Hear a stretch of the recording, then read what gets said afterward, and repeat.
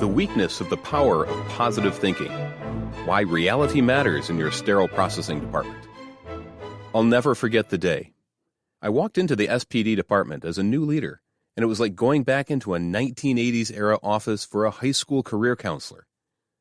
Pictures of cute little kittens holding on a limb by only a fluffy paw, with words "hang in there" bowled across the bottom, and a poster-sized illustration of a stork trying to swallow a frog, who had his little frog hands around the stork's throat with the words "don't ever give up" inspiringly dotted along the side.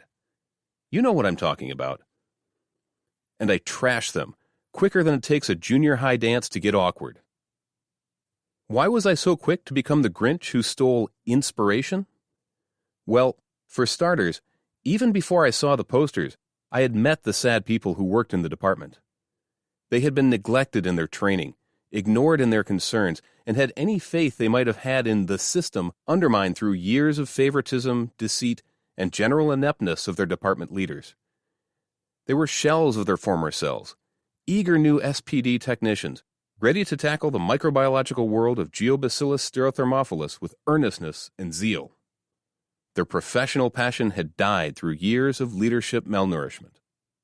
And serving as their tombstones were these cheap, shallow excuses for inspiration and encouragement, hung up as posters on the wall. The staff walked by them every day on the way out to their workstations and sat within inches of them during their breaks. But the posters had become part of the department machinery that was eating them up and spitting them out every day. The word said, "don't give up," but the message of the department was that everyone had already given up, on themselves and each other. Their leaders had used the right words, but never had actions that matched up, and the inconsistency was a plague upon their professional progress. The real world of sterile processing victory, defeat, and a never-ending fight for morale. The reasons this stark irony and inconsistency are so deadly to the morale of a sterile processing department is because our jobs are really hard. Our days are often really thankless, we really break a sweat in our PPE, and there are days that really do feel defeating. Cart washers going out hurt our souls as much as they hurt our backs. Getting stuck by a scalpel blade in decontam is infinitely scarier than a host of other workplace injuries that can happen in other industries. Our mistakes can delay surgeries, frustrate surgeons, and unthinkably cause harm to babies, mothers, grandpas, and graduates. These realities can and should weigh heavy on the shoulders of our technicians. But amidst all the challenges, we also experience tremendous victories as a sterile processing team. We save lives.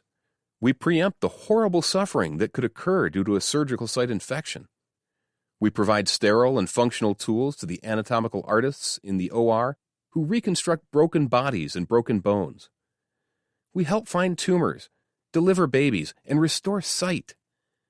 Every safe and successful surgery means that our team declared victory over the forces of bioburden, conquering the microbial chaos with chemical warfare. Positive thinking alone cannot capture the depth of these victories and potential defeats. While cheerleading may work for football games, you don't see cheer squads on the battlefield for a reason.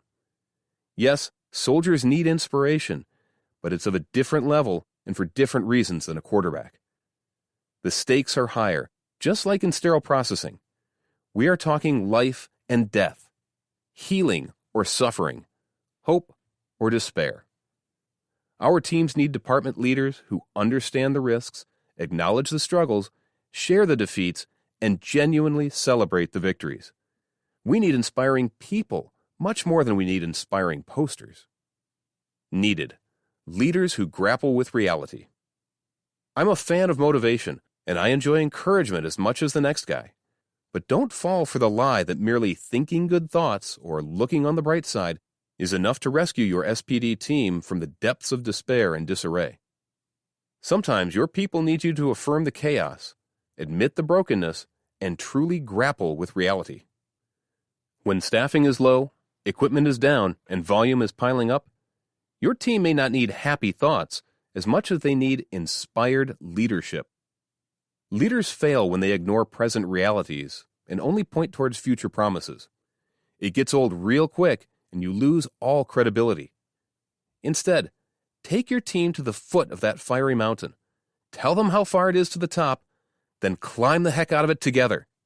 That's the kind of thing that builds strong teams and confident techs, not posters of cute kittens hanging on by a paw. What say you?